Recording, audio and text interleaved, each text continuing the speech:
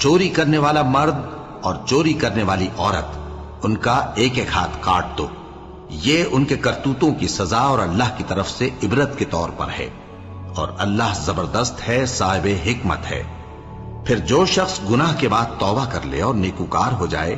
تو اللہ اس کو معاف کر دے گا، کچھ شک نہیں کہ اللہ بڑا بخشنے والا ہے، بڑا مہربان ہے۔ کیا تم کو معلوم نہیں کہ آسمانوں اور زمین میں اللہ ہی کی سلطنت ہے، جس کو چاہے عذاب کرے اور جسے چاہے بخش دے، اور اللہ ہر چیز پر پوری طرح قادر ہے۔ اے پیغمبر،